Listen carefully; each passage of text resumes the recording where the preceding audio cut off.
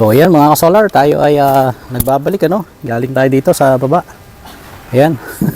Maliit lang na butas. At ipapakita ko yung pagkakagawa ng ating 20 kilowatts na solar panels ano, kabuuan. So ayan, nasa kabilang area ng ating roof. Ayan. So medyo umulan kanina kaya dahan-dahan tayo dahil medyo madulas ang roof. Ayan, oh. So ayun, so 10 pieces no, 10 ito, 10 doon, another 10, another 10, 40 pieces ang ating mga ikinabit na solar panels no, 40 pieces na 500 watts ang bawat isa. So yan, ikutin natin.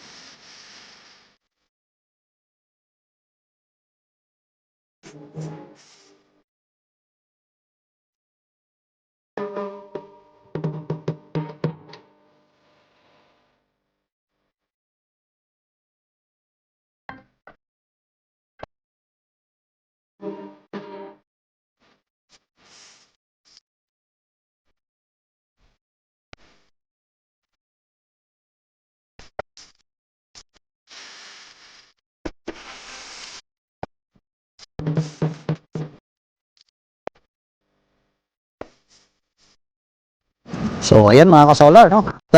Itong lahat ng ito mga ka-solar ay naka-typhoon proof itong ating setup dito. At pupunta tayo dito sa gitna kasi meron tayong ginawang daanan diyan ano. At ito talaga ay ginawa natin para maging ang purpose nito ay para kung mag-maintenance tayo, maglilinis, dito tayo maaaring dumaan sa gitna. Bawat string ay nakalagay ang 5 kilowatts na panels natin no. So ito merong pwedeng daanan. So kung maglilinis, pwedeng pumunta ro sa kabila, map lang naman gagamitin ano. At ganoon din dito. Sa kabilang gitna ano, meron ding aisle na ganito dinadaanan. Bukod dito sa parapet na yan, yung nakikita nyo na mataas na yan ano. Ang ginawa natin sa railings nito ay tatlo. So ito yung magkabilang end to end ano. 1, 2, 3. So 1, 2, 3. Merong nasa center, merong nasa dalawang magkabilang dulo or end.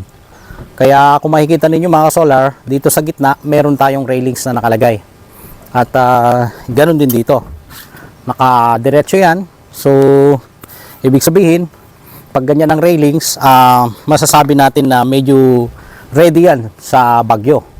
Kasi gumamit tayo ng matibay-tibay na number of railings. Medyo gumastos ang ating client para sa paglalagay ng railings. No? So mga ka-solar, pagdating doon sa cost ng materials, ano, medyo malaki talaga. Malaki ang ginastos dito, pero malaki din naman yung goal ng ating client. Dahil nga malaki itong bahay, maraming load, maraming papaanda rin na appliances. Meron tayong ilalagay na 800 ampere hours na battery, no? So lahat ng battery na yon ay 48 volt system, pero ang nominal voltage ay nasa 51.2. At 8 pieces yon, 8 pieces. So lumalabas na 40 kilowatt hours ang battery. Okay?